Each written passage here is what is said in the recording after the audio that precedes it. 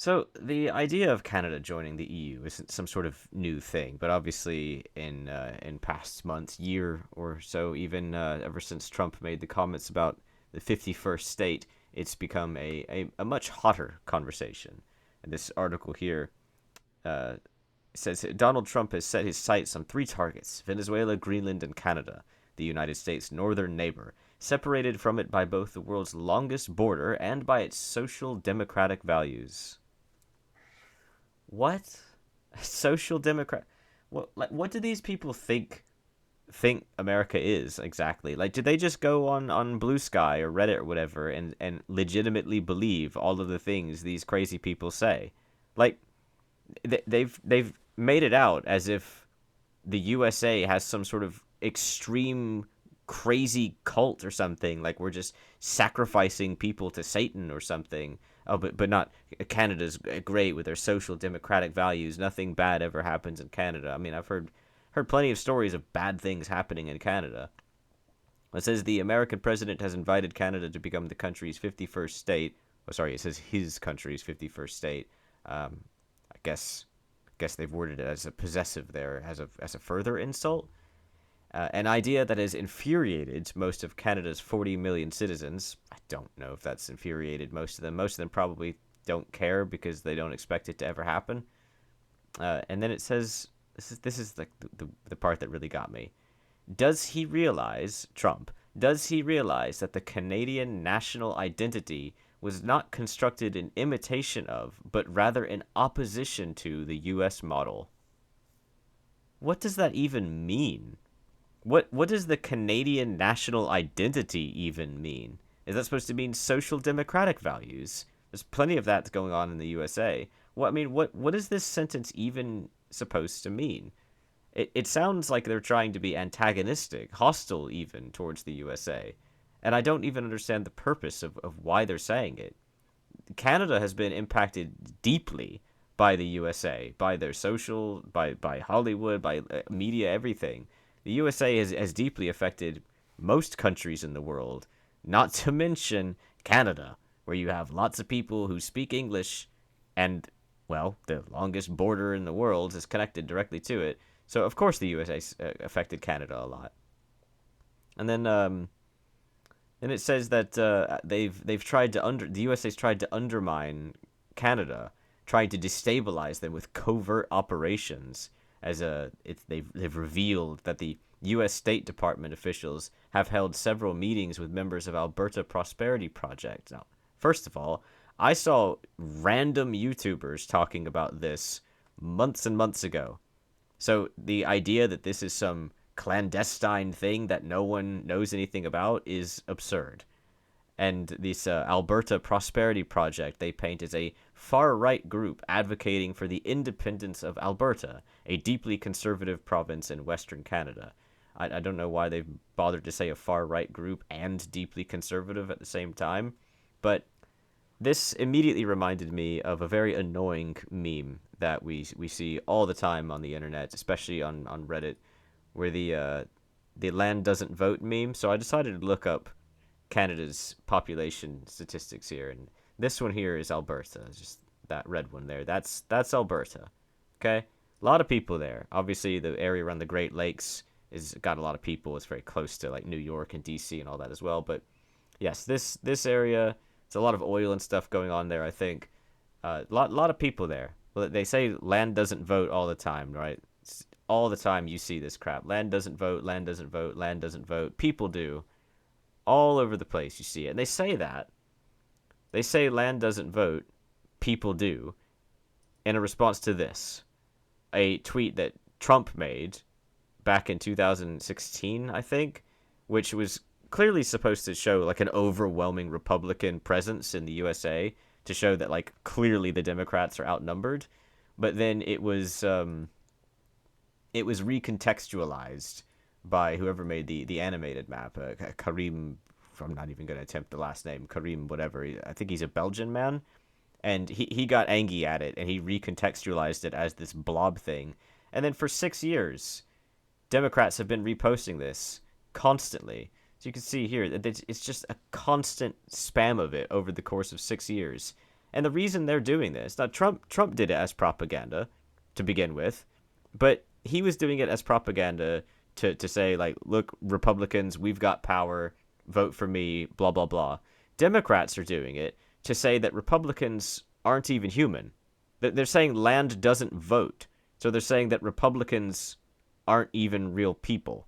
That's what they're doing. They're trying to dehumanize Republicans, which is like the thing is, at first maybe it was just an insult towards Trump, just like a slapback, a clapback, whatever. Like, okay, I get that. But after 6 years of spamming this meme, no, no, no. At that point, they legitimately believe it.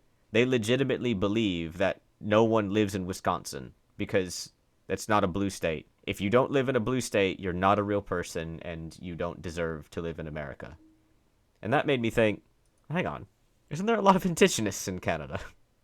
So here's the indigenous chart of Canadian populations. The darker ones are where there's more indigenous, and the lighter ones less so. So I guess if you were to apply this land doesn't vote thing to Canada, that would mean that the native population, whom the country had been taken from, they aren't real people because they don't live where the people are. I don't know. I just thought that was funny. Also, while looking through this, I found that there's a place called Slave Lake in Canada. They also have a Lesser Slave Lake and Greater Slave Lake. There's a lot of slave lakes going on, which I thought was quite shocking. Just imagine living in a place called Town of Slave Lake. Then, as I read about it, I learned that slaves are just a Native American tribe. That they're not actually called slave in that context, which was a bit disappointing because I wanted to segue it into the Reddit thread about this, where you can see the top comment is better to be a partner than a slave. It's just like the article said. I mean, this is the article. It's Canada, better the 28th EU member than the 51st US state, which I don't know why that's better, honestly. It's really just because they hate Trump. And everyone at this point, I think, knows that it's just because they hate Trump, and that's the sole reason. But going down through this thread, there's a couple funny comments. Would be effing funny if Canada joined the European Union. It would be even more funny if states like Minnesota left the USA and joined the EU along with Canada. Yeah. It'd be so funny if all the Democrats, if Walz and Newsom and AOC just got out a big saw, a big handsaw, and they just carved all of the blue states, Minnesota, Massachusetts, California, just carved all the blue states off. They carved off Canada, and they put some tugboats on them, and they drove them over to surround Greenland. Make a blockade around Greenland, make sure Trump never got it. That'd be so funny. What cartoon world do you live in?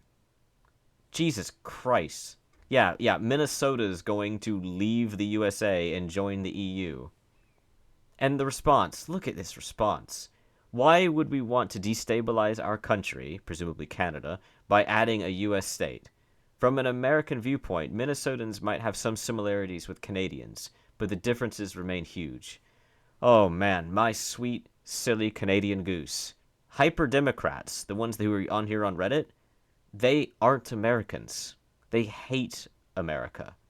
From an American viewpoint, Minnesotans don't have similarities with Canadians. They have similarities with themselves and anyone they deem acceptable. They constantly talk about women's rights, all the great women's rights activisms that brought us to this point, and yet they constantly complain about how they're still oppressed slaves. The same thing for anything else. Same thing like the Civil War and all that. Like, they keep talking about how great all these things are that made the world what it is today, but they keep complaining about the world as it is today. If you gave the Democrats absolute power, they would continue to change things and continue to be angry. They're like an addict. They don't even want to quit, but it keeps making them miserable. And what's surprising as well is that a lot of these comments are simply blowing this away, like brushing it off. Like, a lot of this talk is just silly. Canada will not be joining the EU, and it will not be the 51st state. Canada will be Canada. I mean, that's true for a while anyway. I mean, eventually wars will need to break out due to just a need for resources or land, for that matter. But there's surprisingly a lot of people in these threads who, and maybe they're just sick of seeing it like I am. But another thread posted one day ago doing the exact same thing. And again, the comments are pretty much the same. They're basically a split. This I saw, lots of world leaders are attacking Europe. Why? This is just algorithmed on the side there. Uh, so it's really weird because they're blaming Trump, they're blaming Musk for some reason, they're blaming China, they're blaming Putin, they're basically just blaming like everyone that they don't like. But this comment I thought was rather fascinating. They say the main reason is that the EU, well, I'm just going to skip a lot of it and say that they don't like Stephen Miller and the realists on social media who are talking about might makes right. And then they go on to talk about how the EU has discovered that if the population of a state thinks they're at a benefit from joining the EU, they're likely to try and join it from politics. And that this fact is profoundly destabilizing to current governments on the periphery, as we've seen in Ukraine and Belarus. So let me get this straight. If you get a group of nations to come together and form an alliance, but they don't let people who are outside of their alliance into their alliance, then it will destabilize those countries. Yeah. Yeah, it's going to destabilize them because they're not being allowed into the cool kids club, and the cool kids club has enough weapons of mass destruction to kill every man, woman, and child on the planet. That's not politics, my dude. That's bullying. You've discovered bullying. Wow, good job. Like that's so wild to me that they're sitting there thinking they're claiming that this is politics, like some new the new discovery of politics. We just form a club that's with superpowers, and we don't allow any of the lesser nations to join, and they can live in fear of us killing them at any point. Great, that's awesome. Another fun comment chain here. Because we are proof countries can coexist, grow, and flourish together. This is in reference to the EU. Again, why are world leaders attacking Europe? Well, so the EU, Europe, has almost exactly the same landmass as the USA, right? And the USA has rather famously not always been a what you would call it, some sort of group. United, a United States. It's not always been united.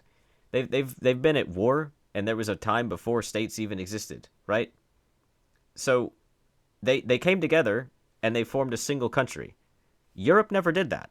Europe is constantly fighting. They've had several several wars, 2 world wars. They've had loads of circumstances where they come attack each other, and they make up for it, and they make up over it, and they go back to fighting each other. The response comment, like, we're like a fairly large family that mostly get along.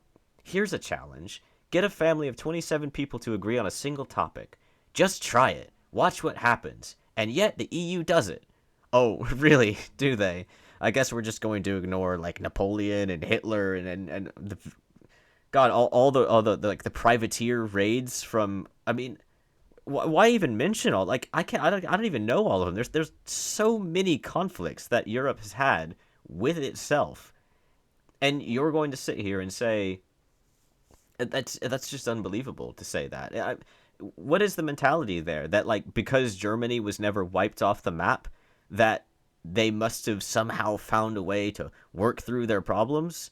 The thing is, if you took over another country and you changed the name of it and the identity of it, it would be impossible to control the civilians. They would remember that forever, and they would constantly lash out at you over that. As is example A in Twitter being renamed to X, or for that matter, Trump renaming that mountain and then the Gulf of Mexico to the Gulf of America. People don't get over stuff like that. So you can't just rename a country after conquering it. So these countries don't really disappear usually. Like sometimes they do, or sometimes it's not that they're conquered from an outward source but an inward source and the name changes. But I'm just sort of shocked that people legitimately think that Canada can somehow join the EU, and they want it to happen because they hate Trump. That's the only reason. Just because they hate Trump. Anyway, thanks for watching.